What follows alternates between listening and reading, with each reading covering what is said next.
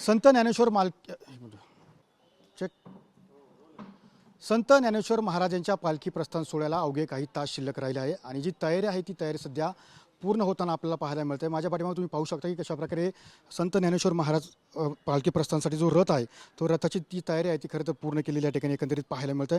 कारण की लाखो भाविक वारकऱ्यांचं खरं तर श्रद्धास्थान असलेले संत ज्ञानेश्वर महाराज यांचा पालखी प्रस्थान सोहळा खरं तर उद्या होतोय आणि याच अनुषंगाने जी तयारी आहे ती तयारीचा आढावा सध्या घेतला जातो। कारण की ज्या पद्धतीने पाहिलं की मोठ्या संख्येने तर राज्यातून वारकरी या पालखी सोहळ्यासाठी खरं तर या ठिकाणी येत असतात। मात्र ज्या पद्धतीने पाहतो की ही जी तयारी आहे ती तयारी खरं तर अंतिम टप्प्यात आपल्याला आलेली पाहायला मिळते। कारण की सध्या जो उद्या पालखी प्रस्थान सोहळा होणार आहे त्यासाठी लाखो वारकरी आणि भाविक या आळंदीतून दाखल होणार असून या रथातून माऊलींची पालखी पंढरपूरच्या दिशेने खरं तर मार्गस्थ होणार आहे। आणि ज्या पद्धतीने पाहिलं की खरं तर जो रथ आपण पाहतोय तो संत ज्ञानेश्वर महाराजांची पालखी रथ आकर्षक फुलांनी आणि पारंपरिक पद्धतीने या ठिकाणी खरं तर सजवण्यात आलेला पाहायला मिळतोय। यंदाच्या रथ सजावटीसाठी विपुल अष्टेकर यांचे विशेष योगदान आणि त्याचबरोबर त्यांचे मार्गदर्शन या ठिकाणी लाभलेलं पाहायला मिळतं। त्यासोबत रथाची जी आकर्षक डिझाईन आहे ते विवेक खटावकर यांनी केलेलं पाहायला मिळतं। आपल्यासोबत ते आहेत, नक्की त्यांच्याकडून जाणून घेऊया नक्की कशी आहे संकल्पना साकारली याच्यावर रथाची। रामकृष्ण हरी, माझं नाव विपुल कृष्ण अष्टेकर। सर्वप्रथम मी या सगळ्या वारकरी पंथाचे आळंदी मंदिराचे ट्रस्टचे मी आभार व्यक्त करतो। संत ज्ञानेश्वर महाराजांच्या या पालखीचे पुनर्च काम करण्याची आम्हाला ही फार मोठी संधी मिळालेली आहे। हे आमच्या कुटुंबाचं हे फार आम्ही आमचं भाग्य समजतो, जेणेकरून हे कार्य करण्याचा हा एक आनंद जो होता हा अद्भुत प्रकारचा होता। याच्यामध्ये संस्थांकडून आम्हाला सूचना मिळाल्या की आपल्याला या पद्धतीने हलका फुलका भाविकांना दर्शन घेण्यासाठी सहज सोपा आणि उत्तम प्रकारचा असं एक तुम्ही रथाचं नियोजन या पद्धतीने करून घ्या आणि पुनश्च त्याच्यावरती आम्हाला काम करायची संधी मिळालेली आहे। आपण याच्यावरती इलेक्ट्रोप्लेटिंग नंतर जेणेकरून वजन कमी राहणार आहे। साधारणतः जो भरीव रथ असतो चांदीचा त्यामध्ये जवळजवळ चांदीचं 300 किलो वजन लागू शकतं, तर याच्यामध्ये फार अल्प प्रमाणामध्ये वजन लागतं।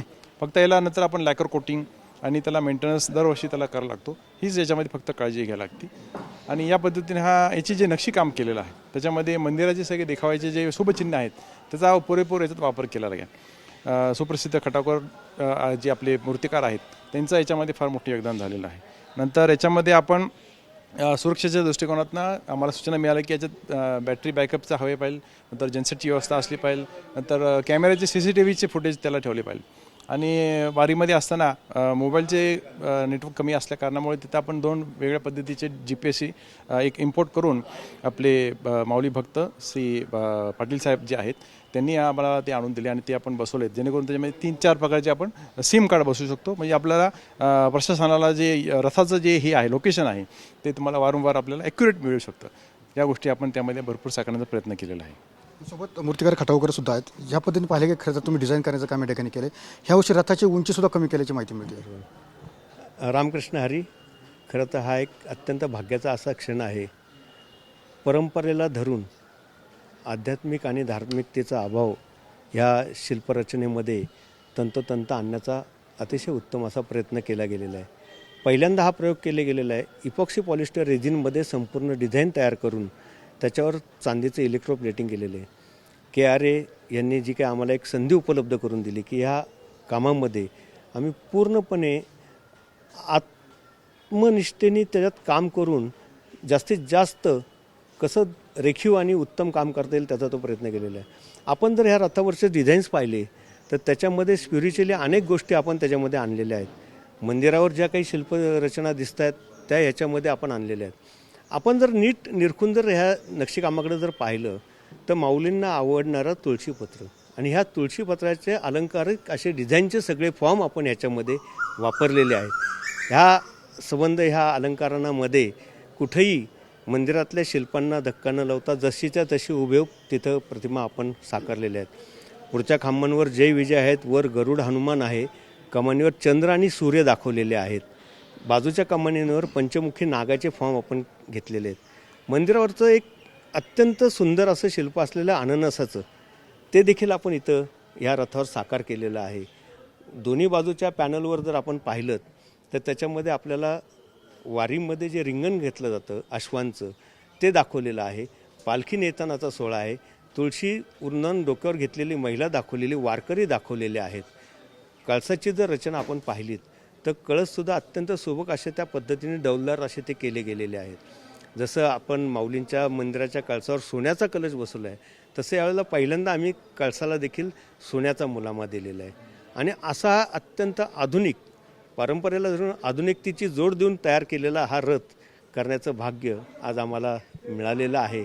आणि खरोखरीच याच्यामध्ये समोर दर्शनी भागावर माऊलींची देखणी मूर्ती आहे, पाठीमागच्या बाजूला तुळशी वृंदावनाचं डिझाईन आपण केलेलं आहे.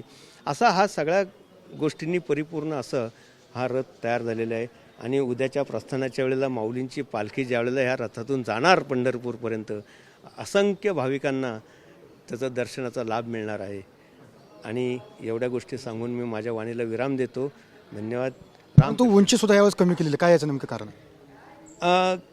जेणेकरून दर्शन भाविकांचं हात लागून आरामशीर दर्शन होईल. कारण पूर्वीच्या रथामध्ये थोडंसं हाईट जास्त असल्या कारणामुळे माझ्यासारख्या व्यक्तीला सुद्धा फार कष्ट करायला लागायचे. आमच्या दुकानावरून जेव्हा रथ जायचा तेव्हा मी जवळजवळ 200 मीटरपर्यंत पळत जायचा आणि तेव्हा कुठं तो हात लागायचा, स्पर्श व्हायचा. कारण स्पर्श दर्शन आपल्याला जास्त महत्त्व वाटतं. त्याच्यामुळे हाईट कमी झाल्यामुळं आज सहज दर्शन असं होऊ शकतं. आणि ज्यांची उंचीला काही म्हणजे जेणेकरून कोणाला त्रास होणार नाही, हा भाग त्यात लक्षात घेतलेला आहे. त्याच्यामध्ये पाहिलं की खरं तर हा पालखी प्रस्थान सोहळा अवघ्या काही तासावर येऊन ठेपला आहे. मात्र या ठिकाणी पाहतो की आळंदीमध्ये सध्या पावसाचं सावट या ठिकाणी आलेलं पाहायला मिळतं. मात्र मुख्यमंत्री असले यांनी कुठंतरी या ठिकाणी वारकऱ्यांनी आळंदीमध्ये येऊ नये, पुण्यामधूनच वारीमध्ये सहभागी व्हावं असं कुठंतरी आवाहन केलेलं पाहायला मिळतं. मात्र त्यापूर्वी आपण पाहतो की सध्या जे रथाची जी तयारी आहे ती पूर्ण झालेली आपल्याला पाहायला मिळतं. यावर्षी रथाची उंचीसुद्धा खरं तर 10 इंचांनी कमी केलेली आहे. कारण की वारकऱ्यांना, भाविकांना आणि नागरिकांना जे दर्शन आहे ते माऊलीचं दर्शन हात स्पर्श करून करता यावं यासाठी खरं तर ह्या रथाची उंची ही 10 इंचांनी कमी केलेली आहे. मात्र सर्वांना आता वारकऱ्यांना जी आस लागली आहे ती विठुरायाच्या दर्शनाची आणि ह्या पालखी प्रस्थानची. कॅमेरामन अभिषेक समी, सुनील TV9 मराठी, आळंदी, पुणे.